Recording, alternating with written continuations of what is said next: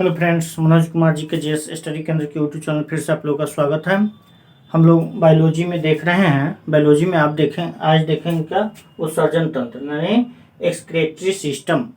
आज हम उत्सर्जन तंत्र के बारे में देखेंगे। उत्सर्जन तंत्र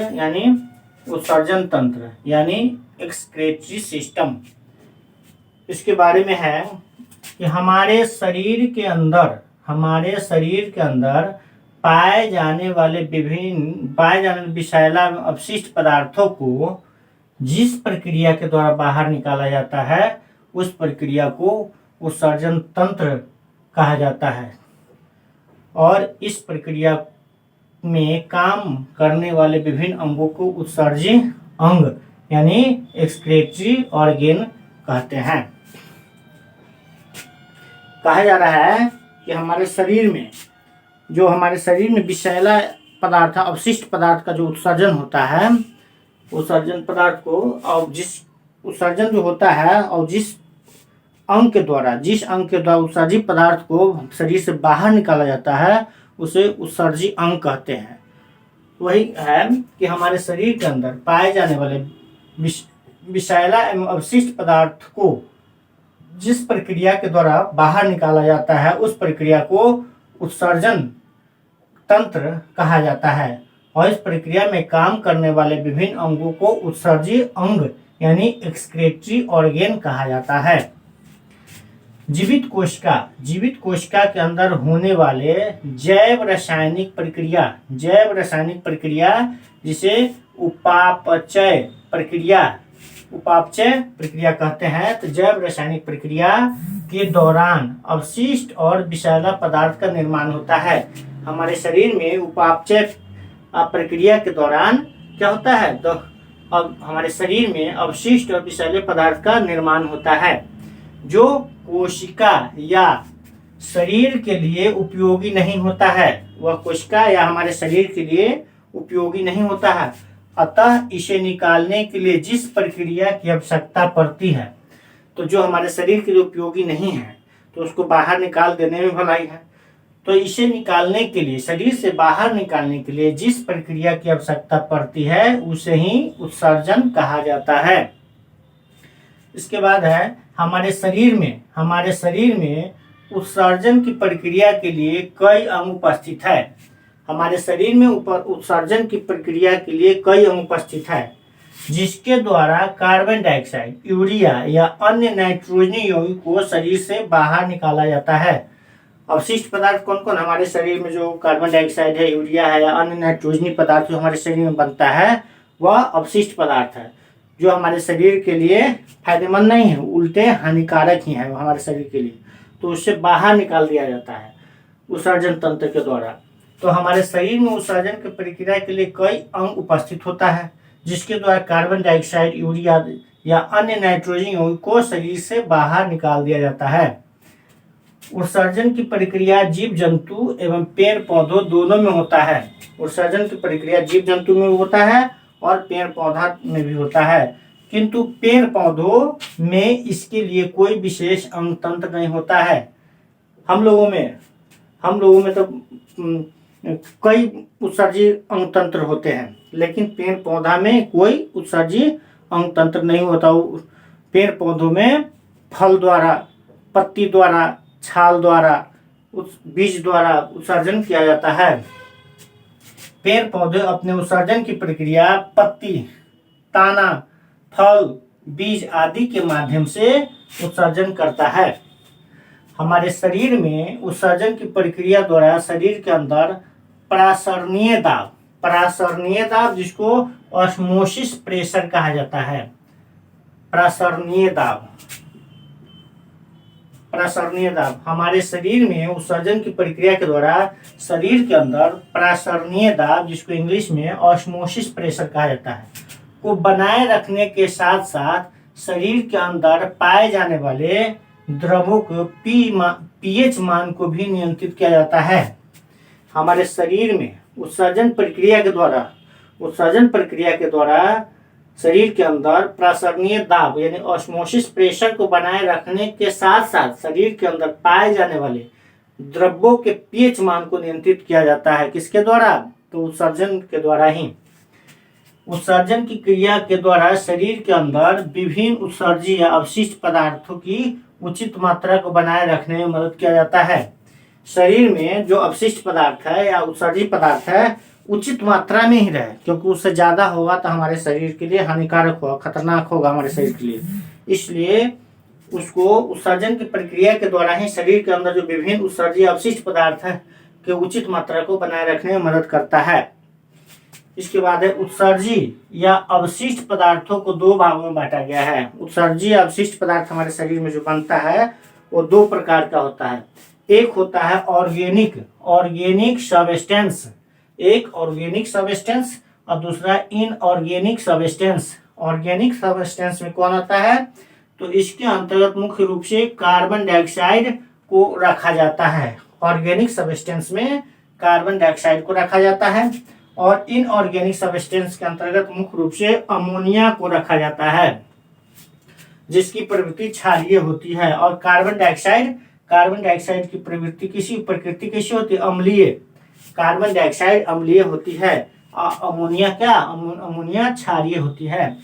तो ऑर्गेनिक सबस्टेंस के अंतर्गत मुख्य रूप से कार्बन डाइऑक्साइड को रखा जाता है, जिसकी प्रकृति अम्लीय होती है, और इनऑर्गेनिक सबस्टेंस के अंतर्गत मुख्य रूप से अमोनिया को रखा जाता है, जिसकी प्रकृति क्षारीय होता है। इसके बाद है उत्सर्जी पदार्थ के आधार पर जीव जंतुओं को तीन भागों में बांटा गया है। जीव जंतुओं को तीन भागों में बांटा गया है उत्सर्जी पदार्थ के आधार पर, मतलब कौन जीव जंतु किस तरह का उत्सर्जन करता है उस आधार पर जीव जंतु को तीन भागों में बांटा गया है। एक है एमिनोटेलिक, दूसरा है यूरिकोटेलिक और यूरियोटेलिक। क्या है? एमिनोटेलिक। इसके बाद दूसरा में है यूरिकोटेलिक, इसके बाद है यूरियोटेलिक। तो उत्सर्जी पदार्थ के आधार पर जीव जंतुओं को तीन भागों में बांटा गया है। कौन कौन भाग हो गया? एक है एमिनोटेलिक, दूसरा है यूरिकोटेलिक, तीसरा है यूरियोटेलिक। तो अब देखते हैं एमिनोटेलिक क्या है। एमिनोटेलिक इसके अंतर्गत आने वाले जीव जंतुओं का उत्सर्जी पदार्थ अमोनिया होता है। जो जीव जंतु उत्सर्जन के रूप में अमोनिया का उत्सर्जन करता है तो उस जीव जंतु को एमिनोटेलिक के अंतर्गत रखते हैं। तो वही है एमिनोटेलिक में कौन आ रहा है? तो इसके अंतर्गत आने वाले जीव जंतुओं का उत्सर्जी पदार्थ अमोनिया होता है। इसके अंतर्गत कौन कौन आता है? तो प्रोटोजोआ संघ के सभी जंतु जैसे अमीबा हो गया, यूग्लिना हो गया, प्लाज्मोडियम हो गया, ये सब क्या हुए? एमिनोटेलिक के अंतर्गत आता है, क्योंकि ये सब अमीबा यानी जितना प्रोटोजोआ संघ के जीव जंतु है जैसे अमीबा, यूग्लिना, प्लाज्मोडियम, ये उत्सर्जन के रूप में अमोनिया को उत्सर्जित करता है, इसलिए इसको एमिनोटेलिक के अंतर्गत रखा जाता है। दूसरा क्या है? यूरिकोटेलिक। इसके अंतर्गत आने वाले जीव जंतुओं का उत्सर्जी पदार्थ यूरिक अम्ल होता है।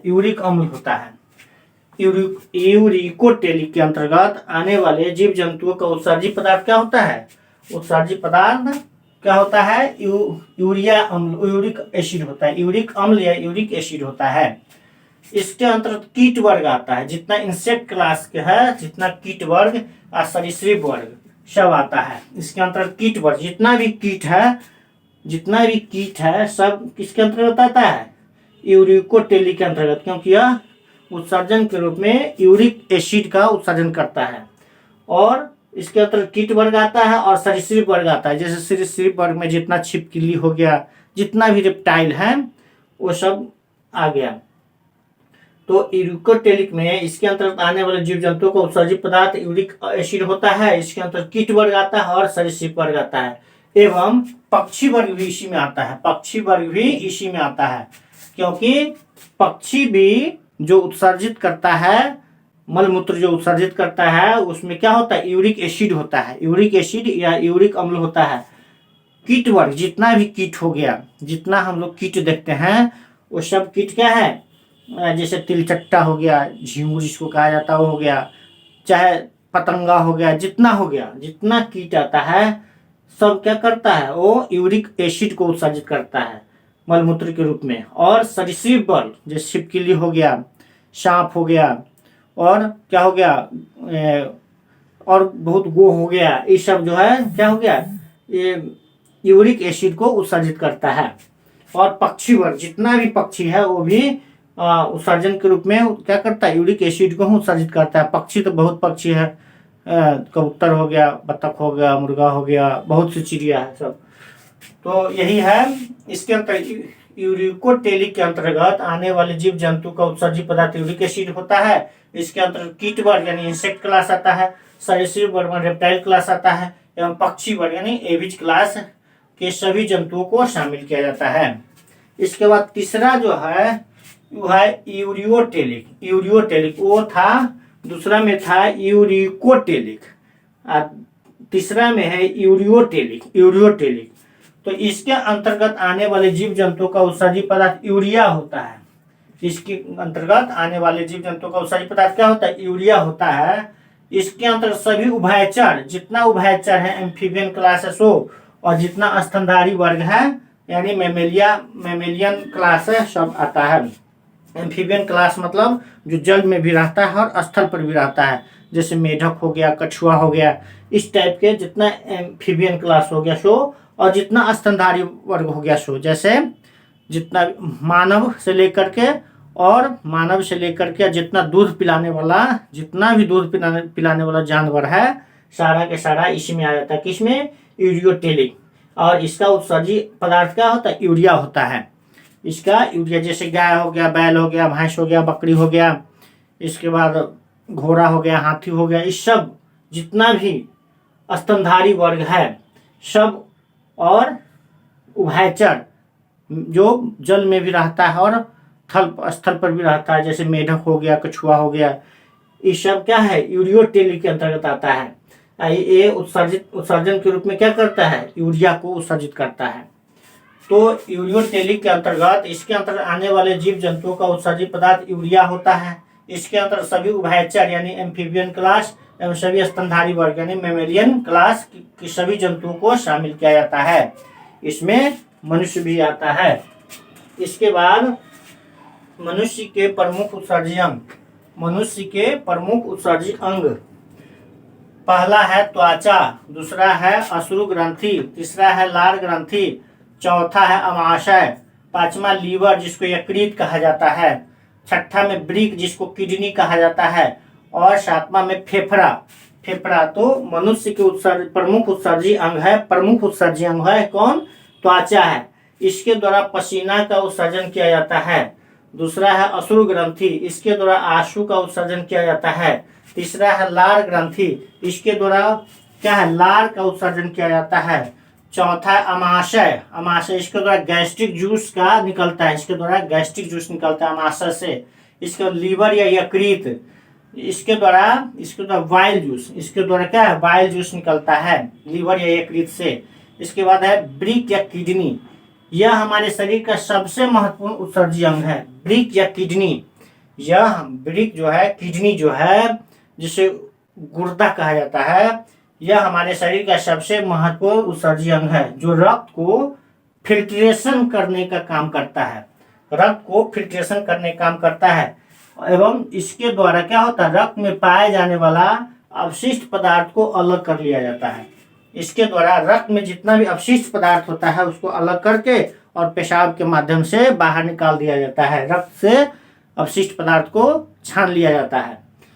तो वृक्क जो है, किडनी जो है, यह हमारे शरीर का सबसे महत्वपूर्ण उत्सर्जी अंग है, जो रक्त के फिल्ट्रेशन करने का काम करता है, एवं जिसके द्वारा रक्त में पाए जाने वाले अवशिष्ट पदार्थ को अलग कर लिया जाता है। इसके बाद फेफड़ा जिसको लंग कहते हैं, लंग, फेफड़ा या लंग, यह भी हमारे रक्त का शुद्धिकरण करता है, जिसके द्वारा रक्त से कार्बन डाइऑक्साइड को अलग कर लिया जाता है। इसके द्वारा फेफड़ा भी हमारे शरीर का उत्सर्जी अंग है। यह भी हमारे रक्त को शुद्धिकरण करने का काम करता है और फेफड़ा के द्वारा रक्त से कार्बन डाइऑक्साइड को अलग कर लिया जाता है। रक्त से कार्बन डाइऑक्साइड को अलग कर लिया जाता है। और किडनी के द्वारा रक्त से अपशिष्ट पदार्थ यूरिया, अमोनिया जो भी होता है, यूरिया को अलग किया जाता है।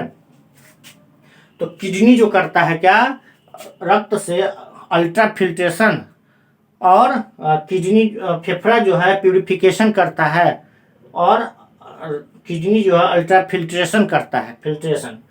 तो ये हो गया मनुष्य के प्रमुख उत्सर्जी अंग।